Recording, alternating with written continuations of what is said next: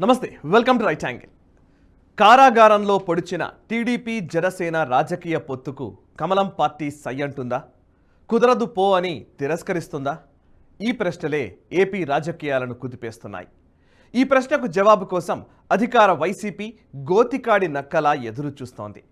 అధికార క్రీడలో అంతు తేలుస్తానంటున్న టీడీపీ, జగన్ను ఓడించాలనే పట్టుదలతో ఉన్న జనసేన పార్టీలు, నికరమైన బలం లేదని భావిస్తున్న బీజేపీ ప్రతిస్పందన కోసం ఎదురు చూడడం రాజకీయాల్లో ప్రత్యక్షమయ్యే అరుదైన దృశ్యం. గతానుభవాన్ని పరిగణలోకి తీసుకుంటే జనసేన బలం లెక్కగట్టడం పెద్ద కష్టమేమీ కాదు.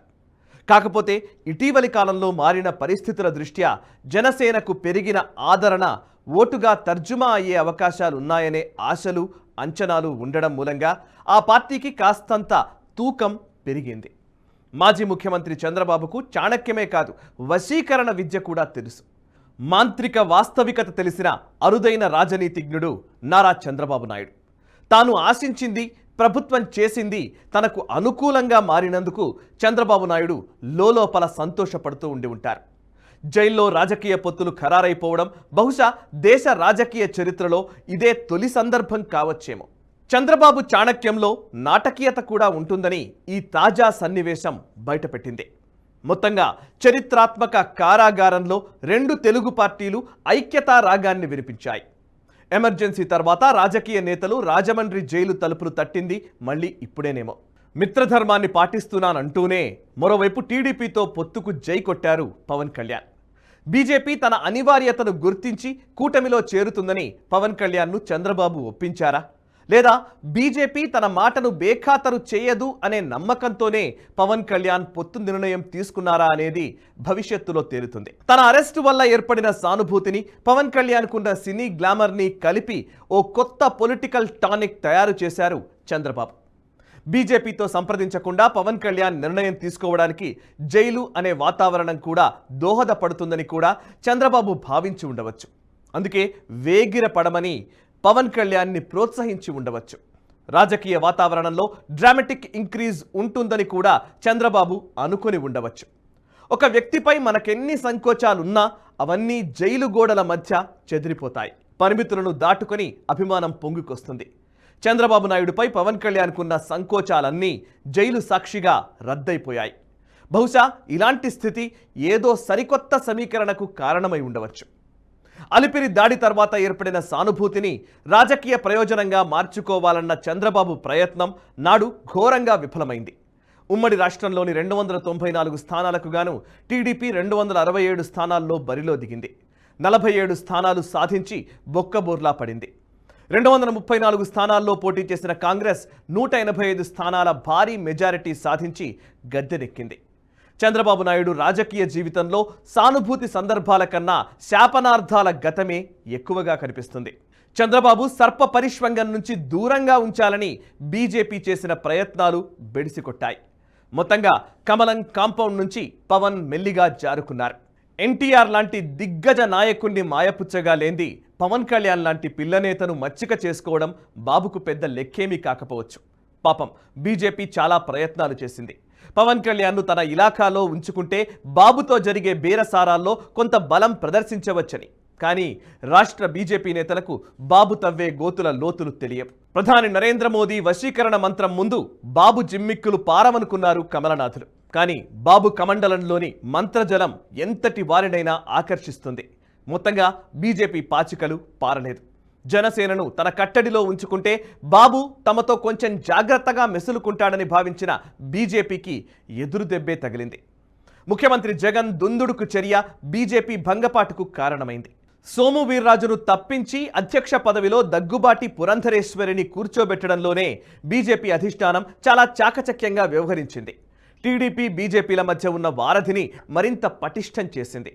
సంప్రదింపు అనేది రాజకీయ వైరి ఇచ్ఛాపూర్వకంగా చేసే వ్యవహారం కాదని, పరస్పర షరతులకు తలొగ్గి చేసేదని బీజేపీ ఈ చర్యతో చెప్పకనే చెప్పింది. AP BJP chief Purandeswari, TDP అధినేత చంద్రబాబులకు మధ్య బంధుత్వం మాత్రమే కాదు, ఇంకా సమసిపోని స్పర్ధలు కూడా ఉన్నాయి. తండ్రి హఠాన్మరణమే విషాద జ్ఞాపకం, పాత గాయాల్ని తట్టిలేపుతుంటుంది. కేంద్రంలోని బీజేపీ పెద్దలు ఈ వ్యాకరణాన్ని గ్రహించే పురంధరేశ్వరిని ఎంచుకున్నారు.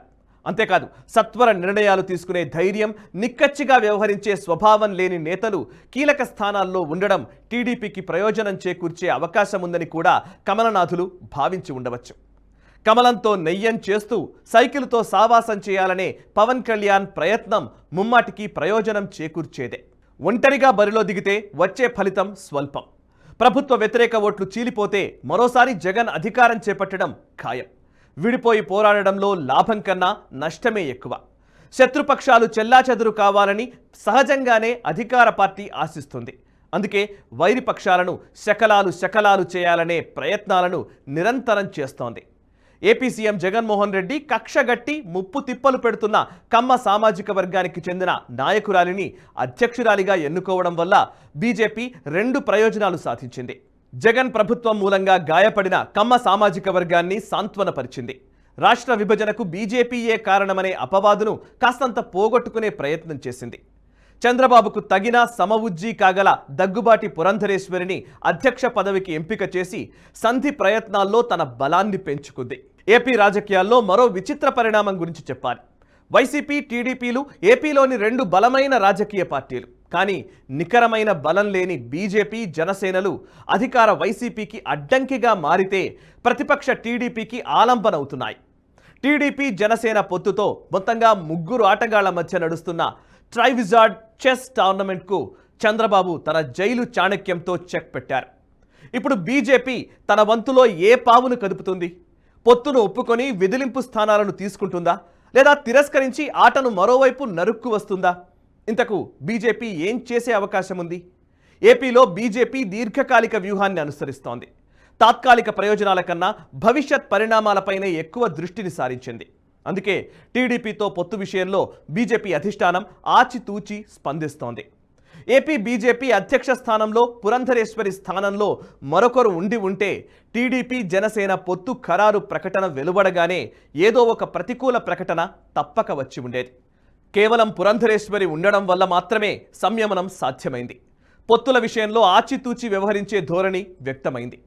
పొత్తుల విషయం అధిష్టానం చూసుకుంటుందనే ముక్తసరి సమాధానంతో లౌక్యం ప్రదర్శించారు ఏపీ బీజేపీ చీఫ్ పురంధరేశ్వరి. టీడీపీతో పొత్తు ఎంతటి అనివార్యమైన రాజకీయ నిర్ణయమైనా చంద్రబాబు ధోరణి కారణంగా బీజేపీ కొంత వ్యవధి తీసుకుంటోంది. రాష్ట్రంలో పదే తన రాజకీయ ప్రాబల్యాన్ని ప్రదర్శించే చంద్రబాబు పొత్తుల విషయంలో మిత్రపక్షాల బలాన్ని సహజంగానే తక్కువ అంచనా వేస్తారు. అది బీజేపీ, జనసేన 2 పార్టీల విషయంలోనూ చంద్రబాబు సుమారుగా ఇదే తరహా వైఖరిని అవలంబించడం పరిపాటి. ఇక్కడే చంద్రబాబు నాయుడుతో బీజేపీకి పేచి. 3 పార్టీల మధ్య పొత్తు అనివార్యంగా ముందుకు వచ్చినప్పుడు పట్టువిడుపుల ధోరణి ప్రదర్శించడం రాజకీయ పరిణతికి సంబంధించిన అంశం. అలాంటి పరిణతితో కాకుండా బలాబలాల ప్రాతిపదికన స్థానాల కేటాయింపు చేయడం మిత్రధర్మాన్ని తృణీకరించడమే అవుతుంది. నిజమే, బీజేపీకి బలం లేకపోవచ్చు. టీడీపీతో పోలిస్తే జనసేనకు ఆ స్థాయి రాజకీయ బలం లేకపోవచ్చు. అయినంత మాత్రాన నిర్ణయాధికారం పెద్ద పార్టీ చేతిలోకి వెళ్ళిపోవడం అనేది కూటమి ధర్మం కాదు. బలమైన అధికార పక్షాన్ని ఎదిరించి నిలబడాలంటే కేవలం టీడీపీయే కాదు, జనాకర్షణ గల జనసేన మద్దతు, కేంద్రంలో అధికారంలో ఉన్న బీజేపీ అండా ఉండడం తప్పనిసరి. 3 శక్తులు 3 వైపుల నుంచి ముప్పేట దాడికి దిగితే తప్ప వైసీపీని నిలువరించడం సాధ్యమవుతుంది. ఎన్డీఏ కూటమిలో ఉన్న జనసేనను తన వైపు లాక్కోవడం వల్ల బీజేపీ టీడీపీని శరణు వేయడం అనివార్యమని చంద్రబాబు భావిస్తూ ఉండవచ్చు. కానీ బీజేపీ అంత సులభంగా లొంగే రకం కాదు. పొత్తు వల్ల వచ్చే 10 పరక స్థానాల కోసం పరితపిస్తే చంద్రబాబుకు ఊడిగం చేయడం తప్ప స్వతంత్రంగా వ్యవహరించే అవకాశం ఉండదనే ఆలోచన ఉండవచ్చు. కాబట్టి బీజేపీ అంత సునాయసంగా టీడీపీ, జనసేన పొత్తుకు తల ఆడించదు. కేంద్రంలో బీజేపీ అధికారం సాధించడం తథ్యం కాబట్టి ఏపీలో టీడీపీ, జనసేన కూటమి ప్రభుత్వం ఏర్పాటు చేసినా కేంద్రం సహకారం అవసరమవుతుంది. ఏపీ ప్రజలు బీజేపీ కూటమిలో ఉండడం ప్రయోజనకరమని భావిస్తారు. ఈ ప్రత్యేక స్థితిని దృష్టిలో ఉంచుకొని అయినా చంద్రబాబు బీజేపీతో పొత్తు కోసం ప్రయత్నించడం రాజకీయంగా తప్పనిసరి. మరి ఏం చేయవచ్చు? ఒకవేళ టీడీపీ, జనసేన కూటమిలో బీజేపీ చేరినా పట్టువిడుపుల వాతావరణం ఉంటేనే కమలం పార్టీ జట్టులో కొనసాగుతుంది. ఆ పరిస్థితి లేని ఎడల పొత్తుకు దూరంగా జరిగి ఒంటరిగా బరిలోకి దిగే అవకాశం ఉంది. బీజేపీ ఒంటరిగా బరిలోకి దిగితే ఎన్ని స్థానాలు వస్తాయి, పెద్దగా ప్రయోజనం ఉండదు కదా అనే సందేహాలు రావచ్చు. కానీ పొసగని చోట ఉండడం కన్నా స్వతంత్రంగా ఉండడమే మేలని బీజేపీ భావించే అవకాశము లేకపోలేదు. ఒకవేళ టీడీపీ జనసేన ప్రభుత్వం ఏర్పడి బీజేపీ ప్రతిపక్షంలో ఉంటే ఆ పరిస్థితి అధికార పక్షానికి ప్రతికూలంగా మారుతుంది. బీజేపీ కేంద్రంలో అధికారంలో ఉండబోయే పార్టీ కాబట్టి ప్రభుత్వం ఇరకాటంలో పడడం ఖాయం. జనసేన టీడీపీ అభ్యర్థుల విజయం క్లిష్టంగా మారిన స్థానాల్లో బీజేపీ పోటీకి దిగితే పరిస్థితి వైసీపీకి అనుకూలంగా మారుతుంది. మొత్తంగా ఏపీలో ప్రస్తుతం నెలకొన్న రాజకీయ పరిస్థితుల్లో పొత్తు అనేది టీడీపీకి అత్యవసరం. కాబట్టి చంద్రబాబు చొరవ తీసుకుని బీజేపీతో పొత్తుకు ప్రయత్నించడం సద్యోజనిత అవసరం. అంతేకాదు పవన్ కళ్యాణ్ కూడా ఈ విషయంలో చొరవ తీసుకుని 3 పార్టీల పొత్తుకు అనువైన వాతావరణం ఏర్పడేలా చూడడం ఎత్తుగడల రీత్యా జనసేనకు దీర్ఘకాలిక అవసరం. రాజకీయ పరిణతితో నిర్ణయాలు తీసుకోవాల్సిన స్థితిని చంద్రబాబు అరెస్ట్ వ్యవహారం ఉద్విగ్నంగా మార్చింది. రాజకీయ ఉద్వేగాలు తాత్కాలికమే అయినా వాటి ప్రభావం రాజకీయాలపై పడడం అనివార్యం. అయితే చంద్రబాబు అరెస్టు విషయంలో ఏర్పడిన ఉద్వేగ వాతావరణం రాజకీయ ఆవరణలో ఎంతమేర ప్రయోజనం చేకూరుస్తుంది? గతంలో చంద్రబాబుపై జరిగిన అలిపిరి దాడి నేపథ్యంలో ఏర్పడిన సానుభూతి వాతావరణాన్ని రాజకీయ ప్రయోజనంగా మార్చుకోవాలని ప్రయత్నించి విఫలమైన చంద్రబాబుకు తాజా అరెస్ట్ కూడా అలాంటి స్థితినే ముందుకు తెస్తుందా? History repeats itself, first is tragedy then is farce, Karl Marx పరిశీలన నిజమవుతుందా? వేచి చూద్దాం. ఈ వీడియో నచ్చితే లైక్ చేయండి, 10 మందికి షేర్ చేయండి. మీ కమెంట్స్ ద్వారా మీ అభిప్రాయాలు మాతో పంచుకోండి. మనసా వాచా కర్మణ దేశహితం కోసం పరితపించే నేషనలిస్ట్ హబ్ గ్రూప్ ఆఫ్ ఛానల్స్ని సబ్స్క్రైబ్ చేసుకొని జాతీయవాద జర్నలిజాన్ని ప్రోత్సహించండి. Thank you very much. ఈ వీడియో మీకు నచ్చినట్టయితే లైక్ చేయండి, 10 మందికి షేర్ చేయండి. అలాగే కామెంట్ల రూపంలో మీ అభిప్రాయాలను మాతో పంచుకోండి. Nationalist hub group of channels ను సబ్స్క్రైబ్ చేసుకుని తెలుగునాట జాతీయవాద జర్నలిజాన్ని ప్రోత్సహించండి. ఈ వీడియో కింద ఉన్న బెల్ ఐకాన్ పై క్లిక్ చేయడం మర్చిపోవద్దు.